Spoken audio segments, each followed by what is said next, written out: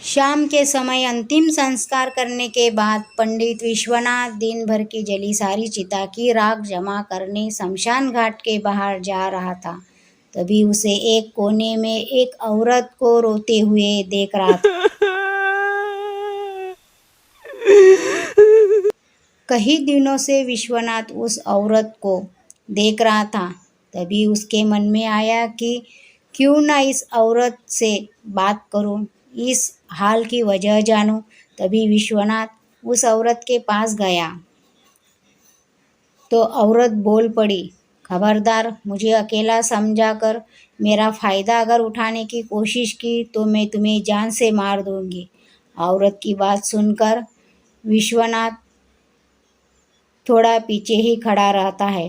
उसे देखकर बोला कि बहुत दिनों से देख रहा हूँ कि तुम इस शमशान के बाहर बैठे होती हो। यहाँ पे बैठ के क्या कोई किसी का इंतज़ार करता है क्या? तो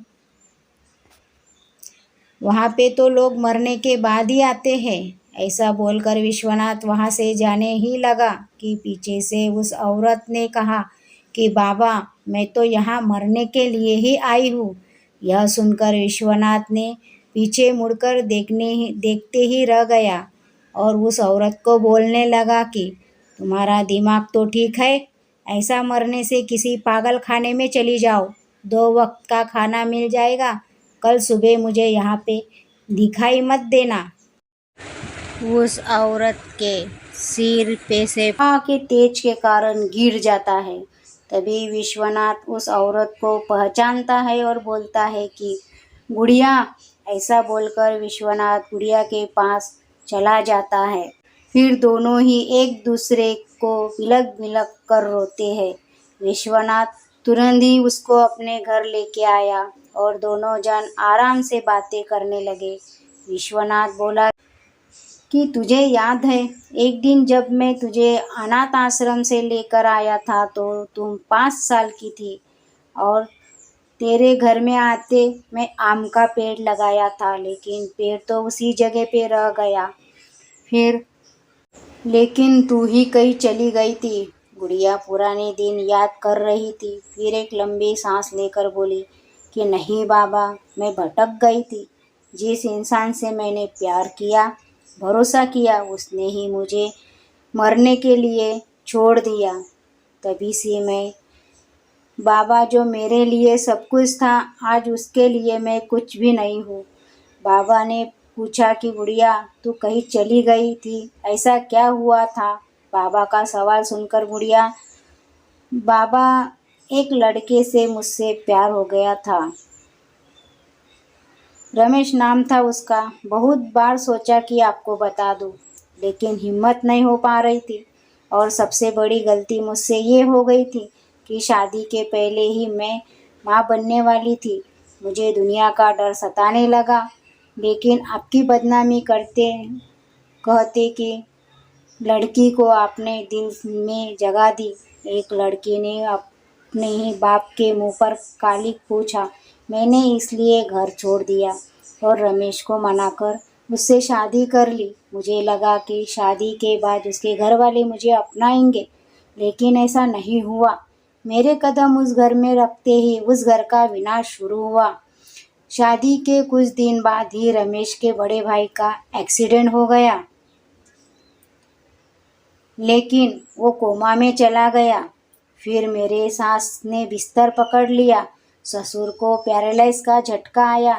फिर मुझे पता चला कि मेरे पेट में पल रहा बच्चा भी नहीं रहा और मैं दोबारा माँ नहीं बन सकती। बाबा, इसके लिए रमेश ने मुझे घर से निकाल दिया। फिर मैं कहाँ जाती बाबा? इसलिए मैं शमशान के पास बैठकर मौत का इंतजार करने लगी। बाबा ने गुड़िया की बातें सुनकर विश्वनाथ ने उसे गले लगाया। इतने दुखों के पहाड़ गुड़िया पे गिरे। विश्वनाथ ने बोला कि नहीं बेटा, तेरे घर में आते ही मैंने तेरी कुंडली बनाई थी। तुझे जिस घर में तू जाएगी, सुख समृद्धि लाएगी। बाबा की बात सुनकर गुड़िया सोच में पड़ गई। गुड़िया वो कुछ कहती उससे पहले बाबा गुड़िया को लेकर शमशान जाते हैं। तभी उस घाट में एक अघोरी एक लाश पर बैठकर तपश्चर्या करते हुए दिखाई देता है। बाबा अघोरी को आवाज देते हैं कि हे अघोरी नंदन, आज मुझे तुम्हारी बहुत जरूरत है। आज तुझे मेरी दोस्ती का कर्ज अदा करना है। विश्वनाथ की बात सुनकर अघोरी ने अपनी आंखें खोली। तभी सामने गुड़िया को देखकर उसके बारे में सब कुछ जान लिया। अघोरी बोला कि बेटी, ये सब तेरे साथ एक साजिश है। गुड़िया को अघोरी की बात पर थोड़ा ही भरोसा नहीं था। फिर अघोरी गुड़िया की बात सुनकर मुस्कुराया और अपने झोली से विभूति निकालकर गुड़िया के सामने फेंका।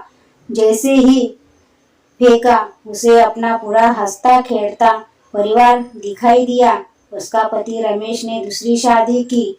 उसे एक बच्चा था। उसके साथ हंसते खेलते दिखाई दिया।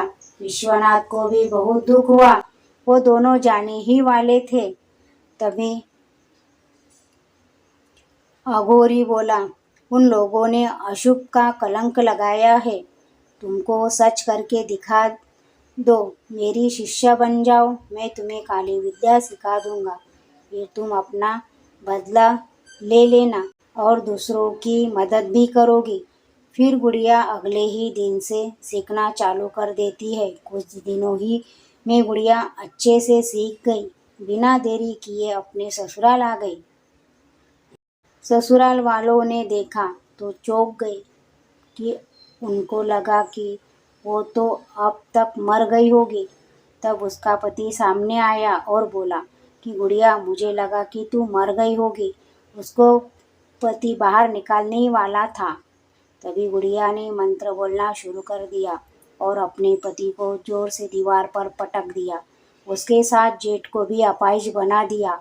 फिर भी गुड़िया का गुस्सा शांत नहीं हुआ तो उसने अपने पति रमेश को मारने वाली ही थी। तभी उसकी दूसरी पत्नी बच्चे को सामने लेकर आई। बच्चे को देखकर गुड़िया आंखें भर आई और वो वापस वहाँ से चली गई। वह अपने बाबा के साथ रहने लगी और बाकी का जीवन उसने अघोरी की सेवा में लगा दिया। तो दोस्तों, ये कहानी आपको कैसे लगी ज़रूर कमेंट करके बताइए। चैनल को सब्सक्राइब करें, लाइक करें।